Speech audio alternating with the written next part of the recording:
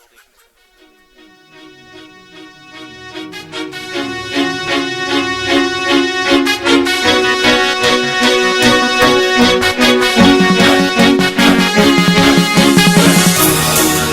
and gentlemen, we are live. Cause we who else really trying to fuck with Hollywood?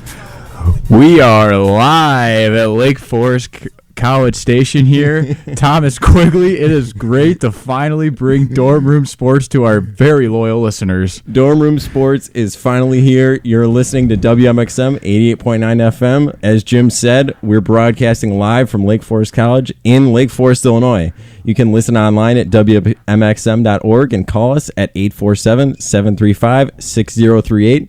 And I know that you lined up a lot of people to call in today. Yeah, there are a lot of people looking to comment, make requests. We have some very, very, people with a lot of opinions, which we're trying to get out right now. And we're talking about a lot of sports issues, and there's obviously tons to talk about. Yeah. Obviously, if you guys have been following us on our Twitter, we've been blogging a ton of things, a ton of articles. A lot of them were from July, but now since August, we were really busy with some finishing up our internships, and these first 2 weeks back at school have been super busy. They've been crazy. So, little background about us. My name is Thomas Quigley, currently a junior at the Lake Forest College, business major, looking to work in sports though. As Jim said, worked a sports internship this summer. A little bit about Jim. Yeah, business major, last year here, senior, so it's a very exciting year, obviously. And I also, I'm a part of the men's basketball team here, so it's been a great 3 years so far, hoping to make the fourth one even better. And also, just like Thomas, trying to get into sports marketing a little bit. Also, anything with sports, coaching. So, talking sports is going to be really fun here from 9 to 10 on Wednesday nights. Oh, yeah. Make this your home on Wednesday nights, 9 to 10, WMXM. Oh, is there anything better to do, really? No, there's nothing better to do. Is there anything better to do? At least not on the Lake Forest College campus. There's nothing better to do. There's the first shot. Clears, you've already thrown out a shot. No, but if you guys have seen, we wrote some articles. It's been really, Thomas, you've been handling most of like the national stuff. Yeah, you did a really good piece on the Olympics, and then you also, I forget what else. You did a piece on NBA free agency, I think. Yep. Mm-hmm. And then I've been handling the Cubs and White Sox so far. And actually, that's a good point. I was just watching the Cubs score. They are up right now. I think it was 2-1 in the top of the fifth. Yeah, it's 2-1, bottom fifth here. Actually, just got in the top of the sixth. Jason Hamels on the mound for the Cubs are up 2-1 over Pittsburgh. So we got that going on right now. The White Sox lost in a walk-off homer today to Detroit 3-2. Chris Sale pitched an absolute gem. My roommate, Chad Bouchon, I'm giving him a shout-out reluctantly. Chad's a Tigers fan. I'm a Sox fan. Yeah, and he was giving you the business down there. He was giving me a little bit of business, yeah. Which is good, because you know what? If you're a White Sox fan, it's been an absolute terrible year. They've had a tough go of it. They got off to that super hot start, 23-10. And ever since then, they've had issues across the board. They've had a little bit bullpen issues. They've had trouble filling out their starting rotation. They've also had their hitting has been struggling this year. They've got no production out of right field, except when Eaton's there. So they've had a tough year, and now they just named U.S. Cellular Field Guarantee Rate Field. So not even as their team really bad, their name is awful. As I'll say this about Guaranteed Rate Field. I'll say that my dad, loyal Sox fan, Papa Quiggs, shout out.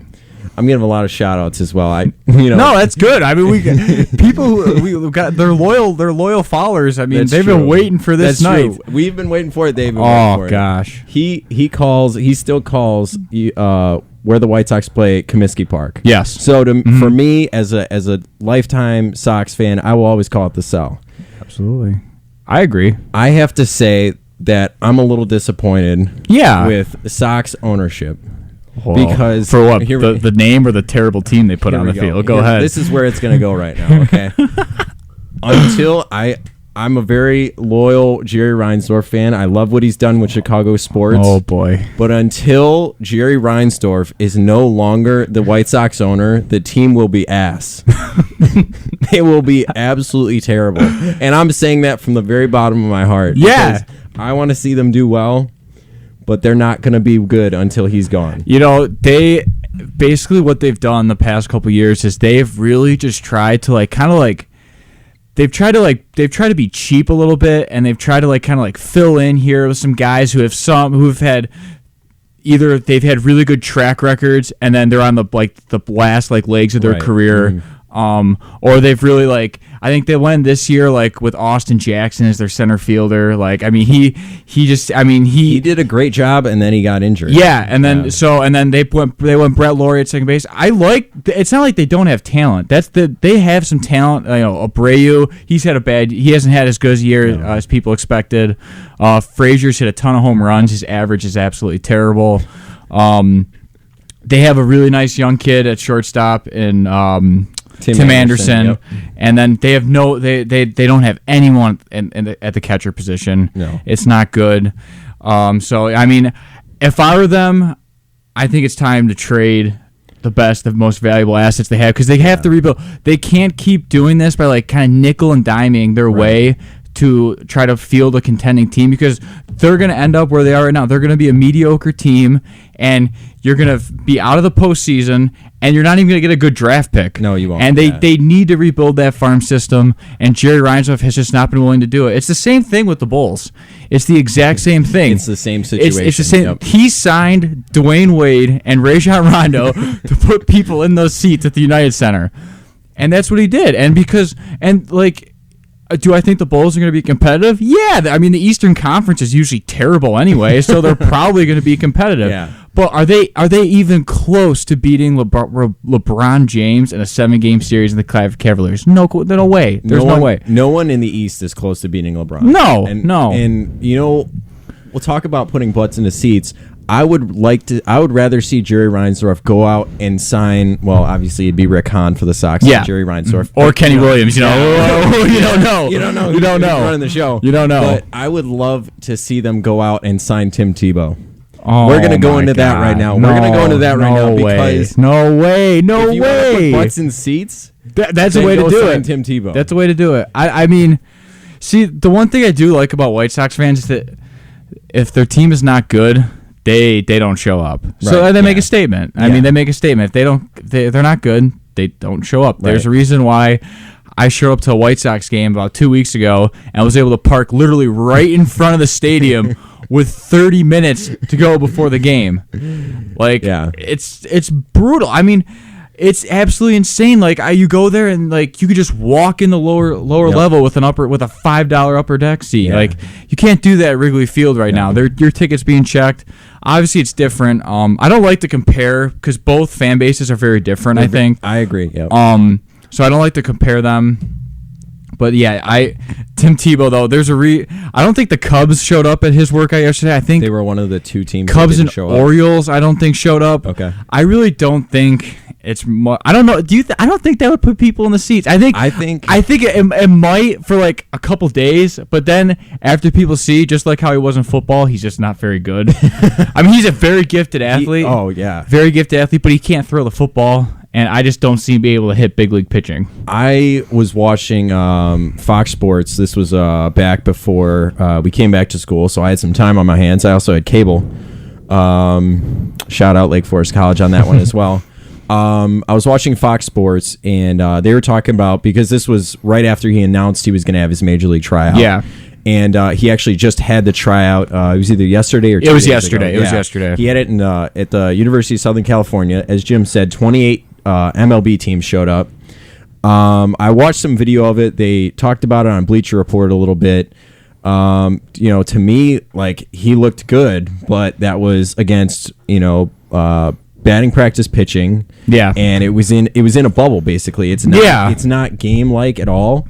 But like you said, he's a great athlete. So I think he would be above average at anything that he did. But it's just then you look at where do you put him on the field? He's too big to be in the outfield. He can't really run. He's left-handed, so his options in the infield are very limited to first base. Yeah.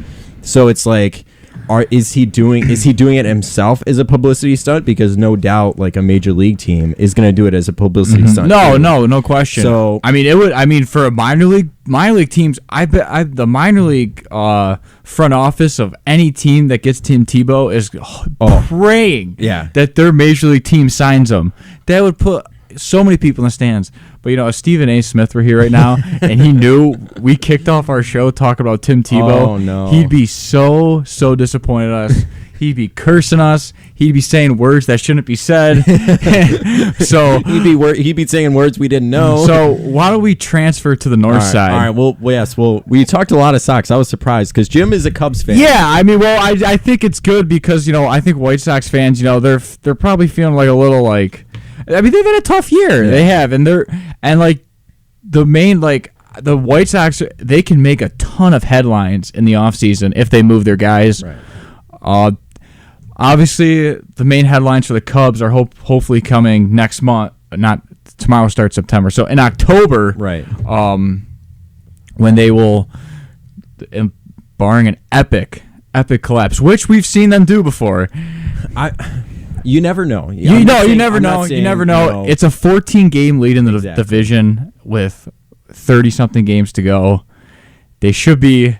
I mean, I think they're perfectly fine. It's been an historic year on the north side. It's been absolutely wonderful. I mean, I've been to 7 games and the atmosphere has been absolutely electric. Chris Bryant, 2 weeks ago, I think I would have put Daniel Murphy from Washington as my MVP because he's had just an absolute crazy year. Chris Bryant has literally made it just like I really want to put him as the front runner because he's been just absolutely outstanding this month of August. He had his 36th homer tonight to put him up 1-0 in the bottom of the first. Are you talking about for NL MVP or for like NL MVP? Gold Glove or NL MVP, best player, just MVP. Yeah, Chris Bryant. I think he should be it. I think he's been because he could play multiple positions around the diamond. And then Daniel Murphy's had, ever since last postseason started, Daniel Murphy's been absolutely just on a tear. Yeah, it's been crazy. He had a crazy postseason last year. He hit a home run in every game against the Cubs in the National League Championship Series last year. Killed him. He still kills him. He hopefully doesn't kill him this October. That's why we have Aroldis Chapman. Yeah. But that's a whole nother issue. But yeah, I think Chris Bryant, I would put him as my MVP. I think he's just been absolutely just on an absolute tear. He could play, like I said, he could play multiple positions. And he leads the league with 111 runs scored. No other player has in Major League Baseball has triple digits in runs scored. So he's been absolutely wonderful. And Mark Ruffer's texting me, so something's up. Yeah. I hope he's listening. I think because I'm a Sox fan, there's that bad blood. But I'll say that with what the Cubs have done through the draft, through their minor league system, because just kind of almost like hockey. Yeah. You really have to build from the minor leagues up. You really do. And with the bookends they have at first and third base, Rizzo and Bryan, that's the future right there. No, it is. And it was the future, and it still is. Yeah. And it's the now as well. Yeah, because you see them really coming together, and those two in the middle of a lineup is unreal. No, and the thing is, there's no question during 2012, 2013, 2014 they were brutal years. They were terrible teams, and there were a lot of frustrated fans, which I get. But for me, and my brother's a huge Cubs fan, and my dad's a huge Cubs fan, and especially my brother and I would always keep track what was going on in the minor leagues, right. and that's where most of their that's where they all were, and obviously, right. and Rizzo obviously came up in 2012, Bryant came up obviously last year. That's where everyone was, and they were trading guys to get younger guys. They got Addison Russell for Jeff Samardzija. So I mean, Addison Russell has 19 homers, 85 runs knocked in. I mean, he's had a phenomenal year. His average isn't great, but he's had a phenomenal year. He's absolutely great on defense. Javier Baez is a stud on defense. Obviously, Jason Hayward's had an absolute terrible year. I mean, I've looked at it from right now. They're out with Hector Rondon, Pedro Strop, two of their best bullpen arms. Jason Hayward's had a bad year. They've missed Dexter Fowler and Jorge Soler have missed significant time during the year, and they've still been able to put just a record season. And the key for me is, I mean, the whole key, as it is in every October, is pitching. Absolutely, yeah. So, whatever happens here, in September, obviously, the best thing for them this September is they're going to be able to give guys breaks. Like, they have such a big lead where their magic number is already at 19. Like, no one starts talking about the magic number until like a couple weeks left in September. Right. Like, so they're able to rest guys. That's going to be the key. And, Joe Mann's huge on rest. They need Rondon and Strope back.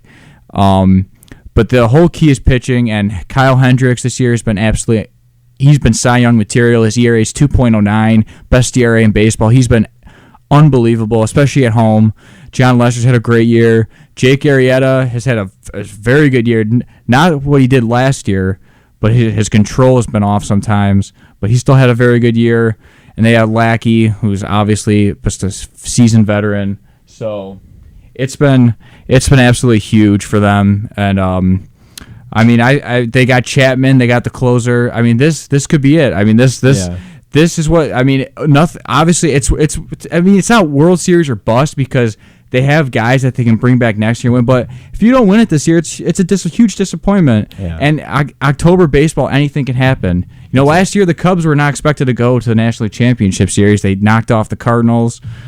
So I mean, like everyone says, October is a completely different game. It's a crapshoot. It's just like March Madness for it is. It really is, because if team gets a hot pitcher, and they shut you down for a game, in a 5-game series, if you lose the first 2 games, you're in trouble. Right.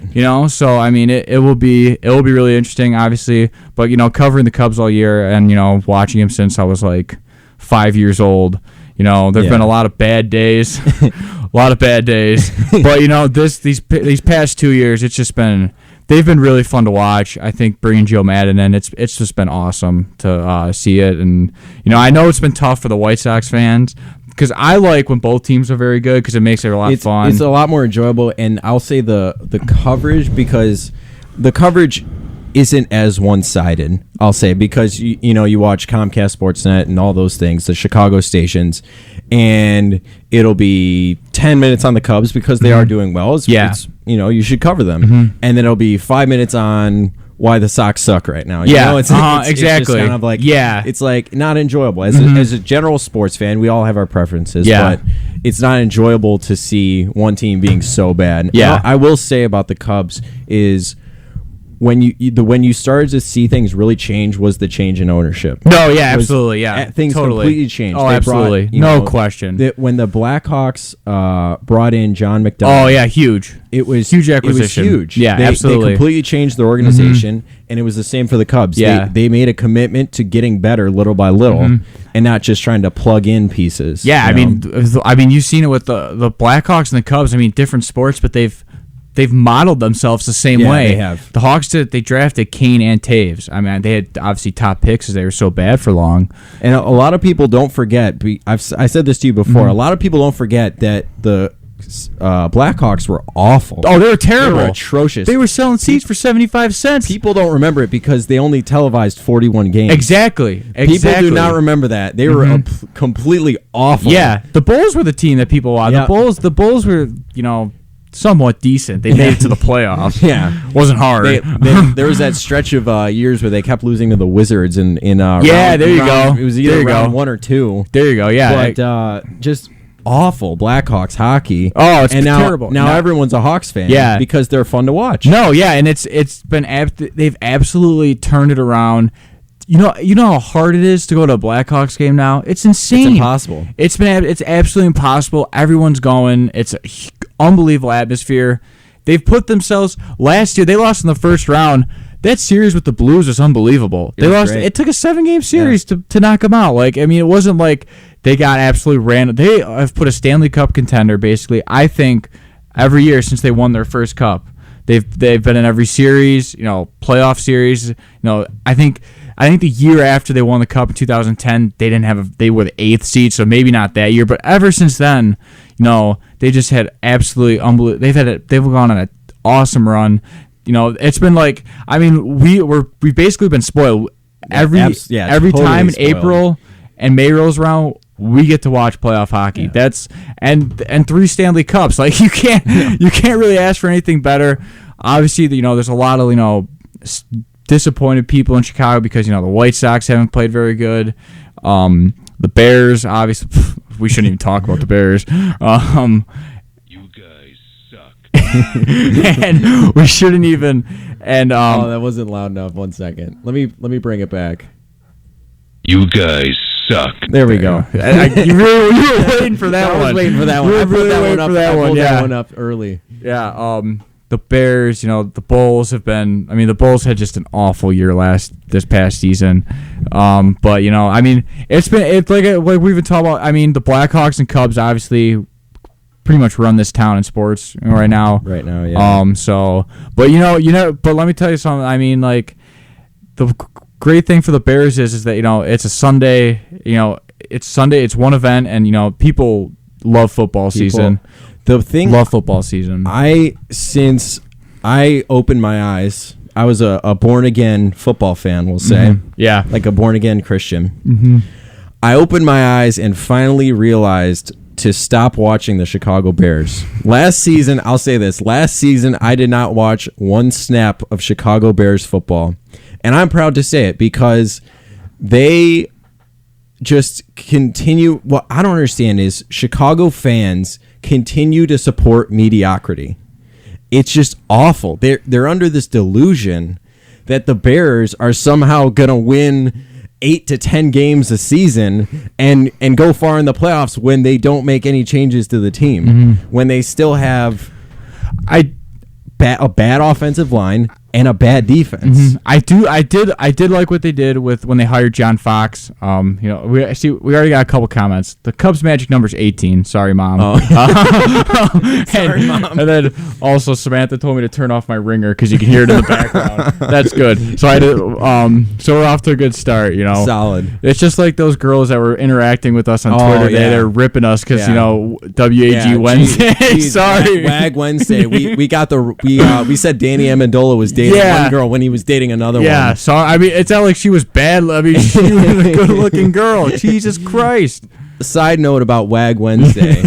WAG stands for Wives and Girlfriends of Professional Athletes. And if you've been wondering why they've been blonde, the girls have had blonde hair most of the time, that is not me posting. That's Quigley. Way to throw me under the bus. Sorry, I mean, everyone knows anyway. Everyone knows. Jeez. Nothing is secret anymore on the internet. No, I There's mean, no nothing's secrets. secret. Nothing's secret anymore in this world or this Everyone's- campus. Everyone's, female preferences are fair game. It's just, everyone knows. I mean, you did make it pretty obvious. I wasn't trying to hide it after a while. I was just like, forget it. Oh gosh. But yeah, what you're saying about the Bears is, just, I mean, I did like what they did with John Fox. Right. I think he's a really good coach. This year, talking about I don't think their offensive line's very good. Kyle Long's injured. That hurts. It's a big piece. They don't have Forte anymore. I like Langford as a running back. I mean, Jeffrey is a very good receiver. Kevin White.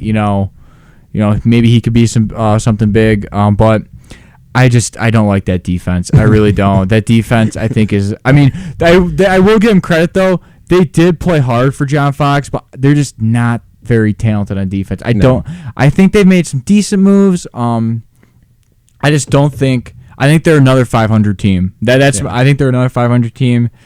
I think they're below 500. I mean, I think the best they can do is 500. Even though the NFL or the NFC North isn't, Well, it took a hit yesterday. I mean, it took an absolute hit, which I'm still in absolute shock about. You've dealt with me after the Vikings got knocked out. I did. By the Seahawks last year after Blair Witch Project. I mean, Blair Wall, sorry. Shanked a 27-yard field goal. And I haven't made this really public about, I'm a diehard Vikings fan for anyone that didn't know. Jim went into a slight depression, we'll say. It was a tough week. It was a tough week. Jim might have missed a couple classes. Well, we don't want to tell people that, Quigs. Didn't miss any meals though. We'll say. My parents are listening. They don't even know about missing class. No, but it's yesterday. I think. I guess the best thing to say is, I mean, no one ever wants to see anyone get hurt like No, that. absolutely not, And no. Teddy Bridgewater. Do I think Teddy Bridgewater was going to be like an MVP quarterback? No, I don't. I think he was on the rise. I watched him all preseason. He looked really, really good. It's preseason, obviously, but it's still something to take note of. I think he's a very mobile quarterback, and a torn ACL, a dislocated knee, structural damage, all of it.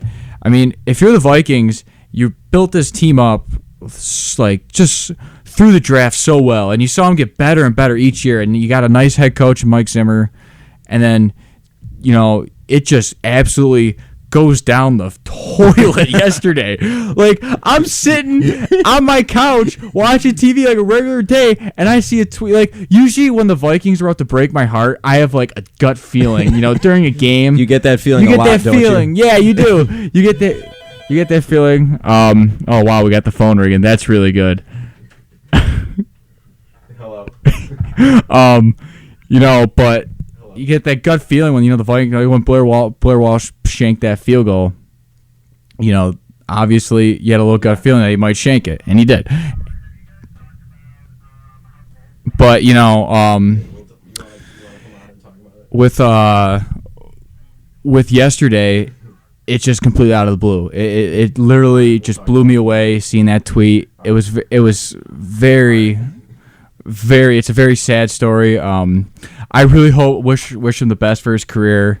Because I think he'd be a very good quarterback. But like I said, yes, I mean the Vikings usually don't break my heart just like that out of nowhere like that. Yeah. And it happened yesterday. And I know you're a Bears fan. I mean, you haven't watched the Bears because you've protested them, but it's been a one-man protest. yeah, I mean, I love when football season starts, and I was very excited by the Vikings this year. I thought they were gonna have a very big year, new stadium, everything.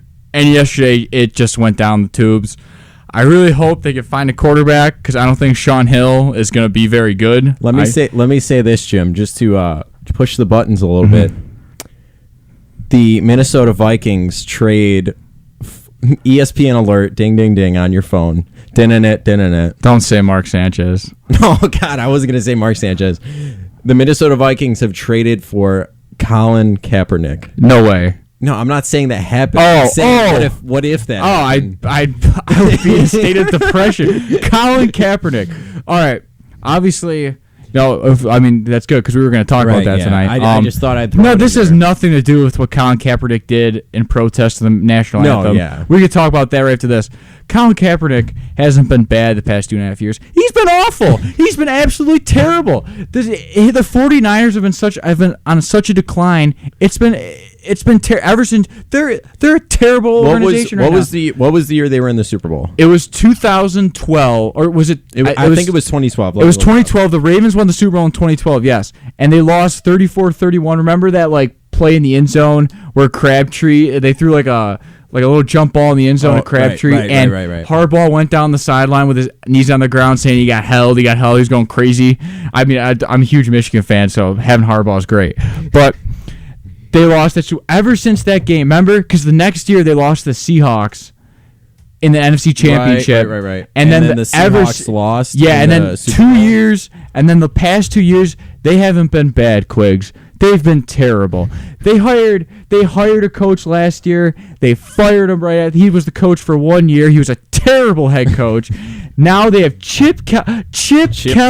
Does anyone remember what he did in Philadelphia? Chip Kelly is like a homeless man roaming the NFL sidelines. Like He's got to go back to college. He's making it. He left Oregon for Philadelphia, and I'm shocked. Had by a the great way. year. Had a great first year. I'm shocked, by the way, that Oregon hasn't been sanctioned by the NCAA yet for some recruiting violations, because that's usually what happens when a high-profile coach leaves the campus.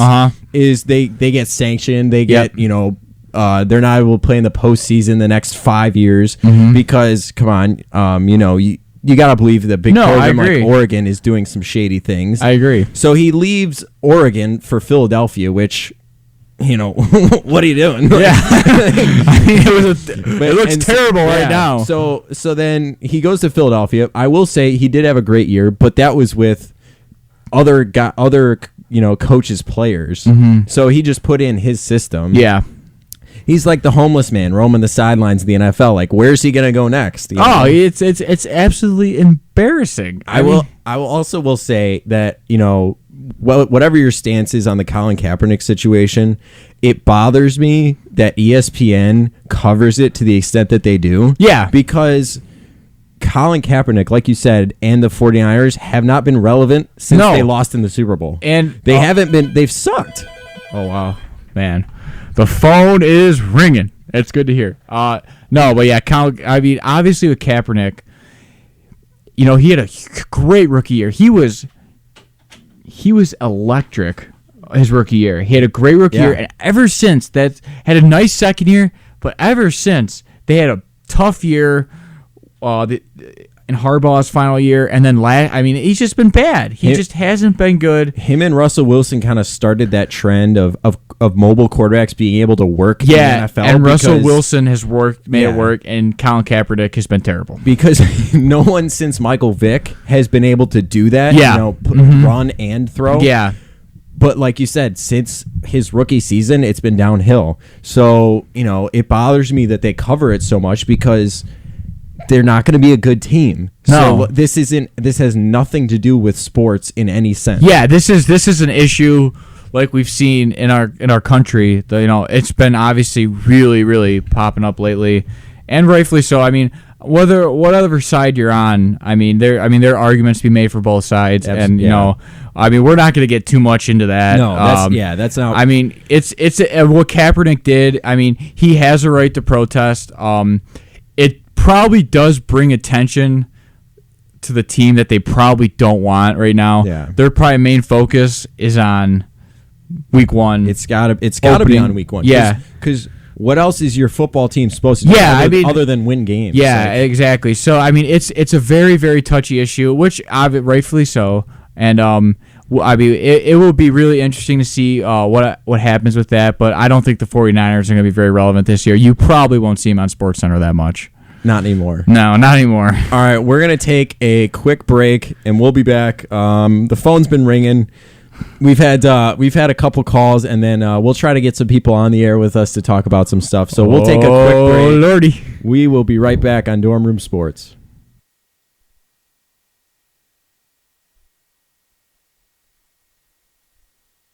Saving energy saves you money. Whether you switch to Energy Star light bulbs, install Energy Star appliances, or add extra insulation, learn more at EnergySavers.gov. Brought to you by the U.S. Department of Energy and the Ad Council.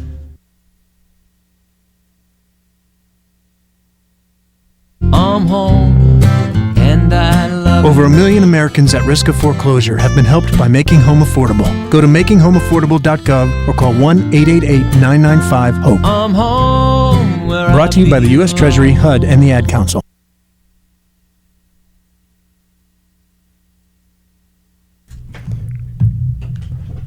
All right, we are back on Dorm Room Sports. You're listening live to WMXM 88.9 FM. We're broadcasting live right now from Lake Forest College in Lake Forest, Illinois. You can listen online at WMXM.org or give us a call at 847-735-6038.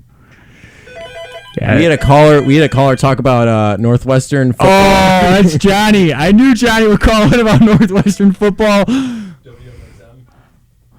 So quick, we'll take the call here. Yeah, Northwestern football. Well, they haven't been much relevant to talk about. No, I'm just kidding, John. They have been getting better. The one thing about Northwestern that is great is their ticket prices. And actually, some of the guys on the basketball team have been trying to go to a game. And I think they play Duke. I think a lot of guys are going to go to the game. Northwestern, it's been pretty impressive what Pat Fitzgerald's been able to do with the Northwestern football program, and we got a caller here. Yeah, go ahead. Hello? Yeah, we got you. Yeah. Go ahead, buddy. So, what do you guys think of Northwestern legend Trevor Siemian winning the starting job? Oh, for the Denver Broncos? Yeah. Yeah, so Simeon took the job. I think their number one pick is going to be their backup. It's pretty impressive. Obviously, the Broncos with their quarterback situation with Manning retiring, and they lost Brock Osweiler to the Houston. It's pretty impressive. I hope the best for him. I think I've always liked him at Northwestern. I thought he was a very good pocket quarterback. He's got a great defense to play with, so I think that's going to help him a lot. He's got a pretty good offensive line, some decent receivers.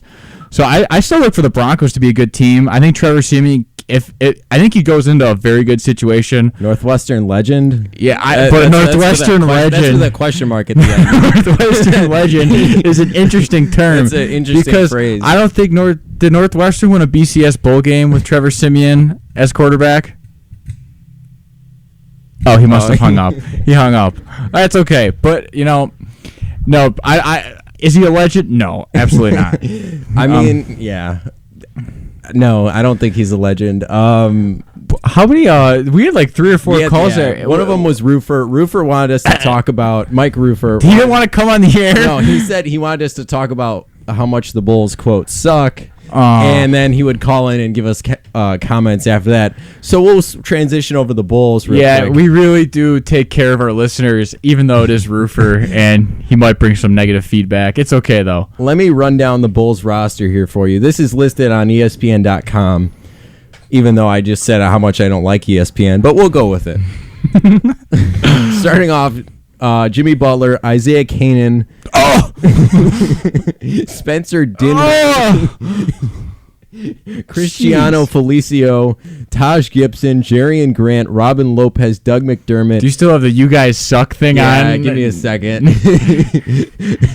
Nikola Mirotic, Bobby Portis, Rajon Rondo. Oh, there's You guys suck. There we go. Denzel Valentine, Dwayne Wade, and Paul Zipser, who isn't. I mean, some of these guys aren't fully listed because they're just draft picks. But okay, all right.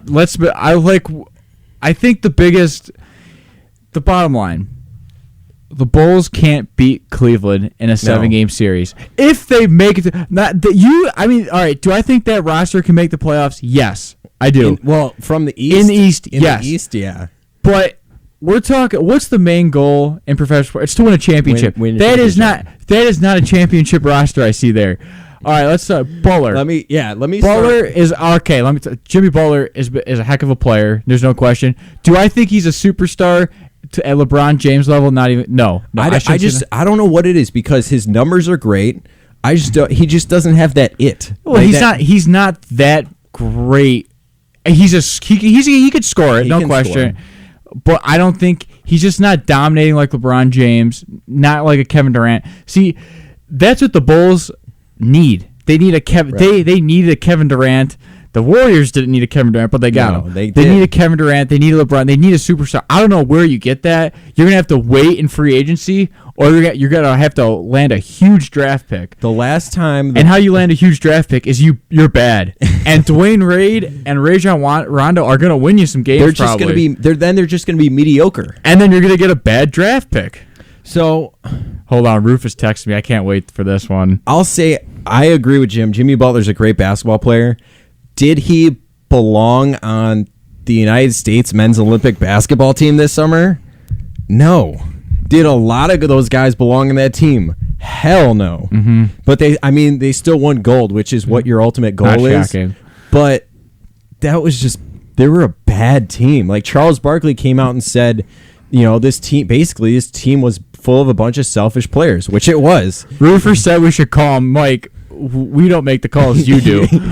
Give us a call back, Roofer, and we'll put you on the air. But Denzel Valentine and Grant there, I like those. I've always been a fan of Jerian Grant and Denzel Valentine. I like both of them. I think they're good young players. There's still questions with the head coach, Hoiberg. I mean, it's not like he's proven. He was just picked because Thibodeau and the manager had a falling out. Secondly, Thibodeau wasn't going to stand for that absolute ludicrous that the front office was trying to pull on him. No. And Thibodeau he's not a very good offensive coach. So there's that. But Fred Hoiberg isn't like, you know. Mike? Okay, 1 second. Fred Hoiberg isn't like a superstar coach. You know, I mean, there are questions at the head coaching position. All right, I think we got Mike on the line now for this. Go ahead, Mike. Hey, boys, what's up? Oh, it's good to hear from you, Mike. It's always good to hear from someone who tells the truth. Oh, of course. That's what I'm here for. Go ahead, Mike. Well, listen, it's on a little bit of a delay, but I'm listening to you talk about the Bulls and their front office and their whole roster situation. True. I'm confused. You said something of we kind of just fell into Fred Hoiberg. Yeah, because we were just talking about, like, you said you wanted us to talk about the Bulls, so we kind of broke down the roster, and we say, I mean, Fred Hoiberg is a question mark, correct? As a coach. Question mark. He's a question mark at the college level. What did he win there? Well, I mean, true. I mean, Iowa State did have a pretty good program, but, I mean, I agree with you. I think he was picked because he's a yes man, and he will do what Gar Forman and John Paxson want him to do. Exactly, and that's the problem. That goes all the way up to Jerry Reinsdorf because who needs to leave? Right. The Bulls and the Sox for that matter, but that's a whole different story. Yeah, Jerry Reinsdorf needs to leave because his teams are mediocre, and the only reason why he signed Dwayne Wade and Rajon Rondo is because he wants to put people in the seats. That's all it is. It's a business to him. He won his 6 championships with the Bulls. He won the one with the White Sox. He doesn't care if they win or lose. I cannot agree more. Mike, you are always good to talk to about sports. Oh, I know. You just don't like the truth half the time. All right, let's get him off the air. Come in next week. Mike, you can come in anytime you want, bud. Yeah, we would love to have you as a guest. Just tone it down a little bit, bud. Only Stephen A. Smith Jr. God help us if that's true. Thanks, Mike. All right. To come in. All right, thanks, Mike. Bye, boys. Bye.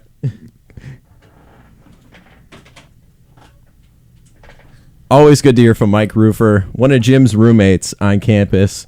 But yeah, so basically from top to bottom, a lot of question marks, including coaching from the Bulls. Just, you know, you bring in a coach who's got one mindset, one philosophy, and then you construct a roster that is kind of a mixed match of who is this guy? Like, I agree. I actually just got a question from a texter. Mike Schick. Mike wants to be put on the line. He says he couldn't get through. Mike, if you call now, Mike, give us a call. Give us a call. The line's free now. Sorry, we had like 4 or 5 people calling at the same time. We're very busy tonight, which is good. We want to be busy. It's huge. I also someone said, my dad said, give Sean Hill a chance. 2 glove only had 14 touchdowns last year. That's true. That is true. To Teddy, I wasn't saying Teddy Bridgewater was like an absolute like stud of a quarterback. Like he's not. He is a guy who's on the rise, I think. Two glove Teddy. Easy for you to say. He wasn't a finished product. He was getting better, and you're talking about a 36-year-old Sean Hill who's been a backup most of his career, who I've seen him only play well against the Vikings himself, of course. But he's 36. He hasn't played since 2014. They need someone else. They don't even have a backup to Sean Hill, and we're going to put someone on the line right here. So we got him. Go ahead, Mikey. What's up, guys? Mike from Oak Lawn, Illinois. Mike from Oak Lawn. Probably at Deja Brew. We're doing good, Mike. What do you got for us? I was just calling to see what your thoughts on the offense for the Cubs in the playoffs. They've had a great year, obviously, but I was just wondering what your thoughts about them being able to get guys in from second or third with like less than 2 outs. They're going to face a lot of tough pitching come playoff time with like Scherzer, Strasburg, Cueto, Bumgarner, probably Kershaw maybe. So just want to get your thoughts on will they be able to hit with guys on base consistently? Because at times in the regular season they struggle. Obviously they had a great year. So I was just trying to see what your thoughts were on that. All right, thanks, Mike. All right, thanks, Mikey. Hang on up, and we'll answer your question. All right, fellas. Have a good one, buddy. You too. Say hi to the fam for me. We'll try, yeah. Okay, so his question was, and obviously I'll give a Cubs update right now. Cubs are up 5-1 in the bottom of the sixth. They basically, knocked Pittsburgh out of the game here. Top 7. Pirates have actually bases loaded, 1 out. So, still a chance there. But anyway, his question was, and I've seen it all year, and it's actually a good question with the Cubs, is, if as we moved into this kind of like, as we move into the future of baseball, you've seen a lot more home runs hit, or more of like a team looking to score runs per the home run. Through the home run. Mm-hmm. His question was, and it's true, the Cubs haven't been that great at getting guys in at third base with less than 2 outs. And I'll break down the situation for you. When there's a guy on third base, less than 2 outs, you don't need a base hit to score the run. You get usually most contact works. They do strike out a lot. The Cubs do have guys that strike out a lot. Bryant will strike out a lot. Russell will strike out a lot. Soler will strike out a lot. Contreras will strike out a lot. And that's where they run into issues. A lot of those guys can strike out. I think, Joe Madden, he's defined the problem as an industry problem, not just the Cubs problem. He thinks it's a problem throughout major leagues. It's my biggest concern because when last year against the Mets, the Mets had dominant pitching, and you're probably going to, when you face a team like Washington in the postseason, even the Giants maybe, when you go against a Cueto, Bumgarner, Samardzija, or now the Nationals, Strasburg, Scherzer, all those guys, that's tough. It's tough to hit home runs off those guys, and it's tough to score runs off those guys. So they're going to have to, score runs a little ways, and I really hope they can do it. They've struggled at times. They've done a little better the past couple weeks, which is good, but it is a concern. That's just a wait and see. Right. That's just a wait and see. It's if they don't do it, they could be in trouble because their pitching's very good. It's not. I don't want to describe it as maybe dominant, but it's still very good. I know a lot of people describe it as dominant, but they're going to need to score runs, and sometimes you're going to have to, score runs, the nitty gritty way instead of powering the ball out of the ballpark. The small ball way. Yeah, small ball way. Yeah. So it's really an area of concern. I understand that. They've been able to get by through it this year, so we'll see where it goes. I really hope that it doesn't come back to bite them in the postseason, but it could. It absolutely could. And like you said with pitching, the Mets showed it last postseason. Was the Mets offense insanely dynamic? Mm-hmm. No, but their pitching carried them through. So I think that's going to be the biggest thing for the Cubs moving forward, is that if they can string together, good pitching through each game from the bullpen, a combination of starters and the bullpen, they'll be able to work their way through it. All right, Tommy, we got 15 minutes left. I want you to search. I just got a question from a texter. Okay. I won't say who. Nameless texter. Jim Plunkett. Search the name Jim Plunkett. He was a quarterback. I've been getting hammered on ripping Sean Hill of the Vikings. The only thing I know about Sean Hill, I'll say this, is that one of our good friends is a Rams fan, now the Los Angeles Rams. Yeah. Mm-hmm. The past 2 years that I've known him, he has talked about how the latest Rams quarterback will be the savior. He was talking about Austin Davis. Oh yeah, and Sean Hill. Yeah. There was a point where he talked about how Austin Davis was going to be the MVP of the league after who is the Rams quarterback that always gets hurt? Oh, no, it's not Bradford. Yeah, it used to be Bradford, and then they traded him. To Philadelphia. After Sam Bradford got hurt, it was going to be Sean Hill. Then he got hurt. Mm-hmm. Then Austin Davis is going to be the MVP of the NFL. Yeah, And come on, nope. That's literally drinking Kool-Aid. Yeah, that has something in it. Has some hard stuff in it. It's got some questionable substances in it. All right, Jim Plunkett. American football. This is Wikipedia, by the way. So it's written awkwardly, and you got that giant, orange, that giant warning that says this information might not be correct. Jim Plunkett is a former American football quarterback who played football at Stanford, won the Heisman, 3 NFL. What is this? New England Patriots, 49ers, and led the Raiders to the Super Bowl. I've never heard of the dude, but that's because we were born Yeah. 20 No, years I ago. heard of him. I just didn't know. I'm gonna guess that's your dad. Yeah, you're right. And he must because I feel like my dad has definitely he said that name before. Jim Plunkett must have stepped in as a backup and saved the season for someone. I just don't see it with Sean. I am Like a Lou Gehrig situation. Yeah, I woke up today as a Vikes fan, sick to my stomach. Absolutely, because I'm like, are you sure it wasn't what you ate the next? No. Usually it is, but this was Vikings related because. I was so excited for the season. Not saying that the Vikings were guaranteed anything because no one is, but they had a real shot, I think, of being a Super Bowl contender this year, and that's a lot to say because Teddy, I like I said, Bridgewater wasn't. I thought he really just improved and he got better, and they're playing in the new stadium. I think there's just a ton of excitement, and yesterday derailed it all, and I maybe they go out and find an A.J. McCarron, who you're a big fan of. I'm a huge fan. And he did a great job with the Bengals. Brett Musburger. Yeah. So, and actually, we should probably take the final 10 minutes here to start talking some college football. We'll jump into some college football. A lot of great phone calls tonight. Thank you for calling, everybody. We really appreciate it. College football is my bread and butter, to be perfectly honest. I'm an Alabama fan from way back, which is one of the reasons why I don't waste my time watching the Chicago Bears. So I just wanted to give a quick rundown on the first 5 teams in the college football top 25. Just break them down a little bit and talk about who they're playing week 1. This weekend and tomorrow night, actually, it really starts. Yeah. But this weekend is insane. Some great LSU Wisconsin at Lambeau is awesome. God. So we'll start with number 1, Roll Damn Tide. Of course. The Alabama Crimson Tide. So obviously coming off their national championship win last season, off of a college football playoff, was not BCS. Don't get me started. We'll save that for another show. We will. But Alabama won the national championship last season, beating Clemson. Pretty good game.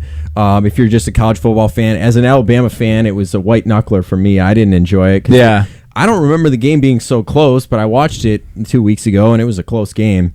What game was that again? Sorry, it was Alabama Clemson. Oh yeah, it was like it wasn't like a nail biter. No, but it was close. It was a good game.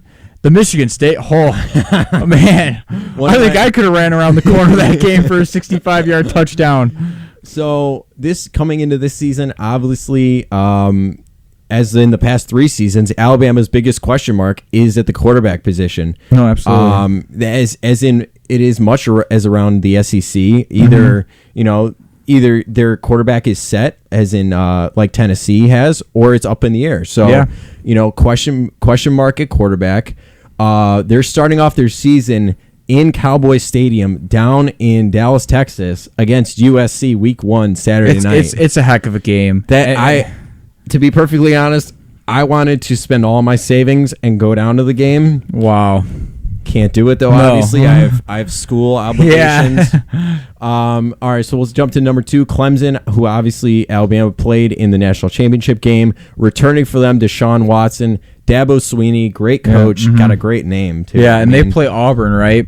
They're playing Auburn week 1. What I will say about Clemson is I'm not sold on ACC football in the slightest bit. No. Obviously, I love the SEC, but other than, as we'll talk about in a minute, Florida State, who is there in the ACC? I know Duke's gotten better, but Miami, who has completely fallen off the rails. We'll see. I can't remember who their new coach is this season, but we'll see if he can do a better job. Number 3 is Oklahoma. They're obviously returning another Heisman hopeful, Baker Mayfield at quarterback. They're playing Houston Week 1 Saturday night. Little bit of that's a kind of a gimme game. Yeah. Another question mark there is the Big 12. No, it is. It's just you got Kansas, Texas, who hasn't been good in a while. Yeah. Oh man, we got another call. Yeah, we got another call. All right, keep going, Jim. All right. Yeah. So I mean, you look at Florida State. Obviously, they're going to be in the mix all year. LSU. A lot of people are predicting to win that national championship. Sorry, go one more time. Ohio State, Michigan. The Big Ten has really gotten better. Obviously, with Michigan really starting to climb up with Harbaugh, it's going to be a really fun year in the Big Ten. I think Northwestern will be a nice team. We're going to get someone on the air here. Go ahead. We got a caller about wanted to talk about Notre Dame football a little bit. Oh boy. Go ahead with your question or comment. Hey, what's up, Jim? It's Kevin Deneen. Oh, what's up, Kevin? How you doing, buddy? Good. I've been listening to the show all day at work. Good job. Oh no, thank you. How's everything? Going good. Good. What do you got for us? Well, two things first. One, sorry about Teddy. Oh, thanks. It's been a tough day. Teddy, I'm not gonna be over it when the Vikings finish 5-11 this year, probably. Yeah, and then the second thing, I know you guys are like Forest College, but I'm Carroll all the way, so. Oh boy. Oh boy. Yeah, I only went 0-4 against Carroll while playing them, so that's good. All right, I'm gonna keep it short though. I know Coach Kelly hasn't decided who's gonna be the guy this week. Yes. Mm-hmm. Who do you think deserves it? Deshaun Kaiser or Malik Zaire? Ooh. I like Deshaun. I was gonna say Malik Zaire actually. Really? He did it in the games that he came in. I thought he did a great job. Yeah, I like Deshaun. One thing I hope they don't do. I hope they don't do that 2 quarterback thing where he plays both. It's no good. I don't know if he's gonna do that this year. I mean, my brother, huge Notre Dame fan. Yeah. And obviously Kevin is too. I see it on Twitter all the time. He has done that in the past, and he said he is going to do it, I think. But I like Deshaun. I think I like him back there. I think he brings, I think he gives them the best chance to win. They play on Sunday night versus Texas, which I think they opened. I know they played Texas last year. I don't know if they opened up with them. I thought they did. Yeah, they did. Okay. They did. And Texas hasn't been. They haven't been good since Vince Young, to be perfectly honest. I mean, besides the 6 players getting arrested for Notre Dame a couple weeks ago, I think Notre Dame is going to have a fantastic year. Yeah. But I would go with Deshaun. I think he gives them the best chance to win. You like Malik. I actually like Malik. Yeah. I think it's kind of a good problem to have for him because I think they could go either way. And if one guy does unfortunately struggle, I think they could turn to the other guy. But I'm going with Deshaun. Yeah, I got to go with Deshaun too. I just think they're both good runners, but I think Deshaun's the better passer. Yeah, that's what I see exactly. I think the double option there with passing and running. I think that's what puts them over the top. It's so big in college football right now. All right, thanks, Kevin. Yep, have a good night. Have a good one, bud. And actually, speaking of Notre Dame football, our next team that was going to be in our top 5 is Florida State. And I actually read something about Everett Golson, former Notre Dame quarterback. Wow, might be the starter. The starter. Wow, that's I loved him at Notre Dame. I thought he was. I mean, besides that national championship game where they just got blitzed by Alabama, which I'm sure you smile about. I enjoyed the game. I'm not going to lie. Notre Dame is they've really done Kelly's done a pretty nice job bringing quarterbacks in. Yeah. Very talented quarterbacks, which is not shocking. I mean, he had the pedigree of recruiting, right? But he's done a nice job. I think for Everett Golson, I mean, he didn't play last year. Obviously, I liked him a lot. I think he can. I mean, I think he can really help Florida State climb into that playoff. Florida State's biggest help this season is Dalvin Cook, the running back. I compare him to an Ezekiel Elliott kind of guy. Yeah. He's kind of small, compact, extremely fast, can break through the hole very quickly, breaks tackles great. Their first game is Monday, September 5th against Ole Miss, which is great for them because they can prove what they're worth. Ole Miss, up and down last season, but I think it'll be good. Rounding out our top 5, LSU, obviously returning Heisman candidate Leonard Fournette, serious contention this season. Absolutely. Their biggest question mark is going to be Brandon Harris, their quarterback, obviously. Very strong defensively. Their first game, as you said, is September 3rd, Saturday night, at Lambeau Field against Wisconsin. That's going to be insane. It's going to be an insane atmosphere because Wisconsin loves their football. Oh, yeah. And I couldn't believe that Brett Bielema left Wisconsin to go to Arkansas. But if you're going to leave and not go to the NFL, you might as well go to an SEC school, to be perfectly honest, which he did. So true. It was great. So that rounds out our college football top 5. We're running out of time. We're running Quick. out of time. So 2 minutes. If anyone has any last minute call, we're gonna plug our social media right now. Yeah, and absolutely. And also our we recorded this podcast. So if you want to go back, listen to it, we'll be posting it on our YouTube page. I believe it's called Dorm Room Sports. We'll share it on the Twitter page. Our Twitter page is sports_dorm room. You can either follow Jim or myself because we frequently get mentioned on the page. Oh yeah. But yeah, we'll retweet stuff too. We'll retweet stuff. Follow us on Twitter, sports_dorm room. Stay up to date with our stuff. Go subscribe to us. Subscribe to our YouTube channel. Oh yeah. And if you're listening on the YouTube channel, in the future, subscribe to us. That'll be great. And we'll see you back next week. Same time, same station. Same time, same station. Thank you for all the callers tonight. We really appreciate you guys' comments. Keep calling in. Next week we'll have a lot of stuff to talk about. We'll recap the college football weekend. Right, yep. Preview the NFL. First weekend's gonna be coming up. Always Cubs and White Sox. We'll be covering tons of stories. We're really not gonna stick to obviously we're doing Chicago stuff, but we're gonna go a wide range of things and we're gonna have a lot of fun with it. It's gonna be great. All right, guys. All right. Have a good We're one. gonna close it out on this. Yippee-ki-yay, motherfucker. All right, tune in next week. Subscribe to our channel. Follow us on Twitter. You've been listening to WMXM 88.9 FM, broadcasting live from Lake Forest College in Lake Forest, Illinois. Listen online at WMXM.org and call us at 847-735-6038.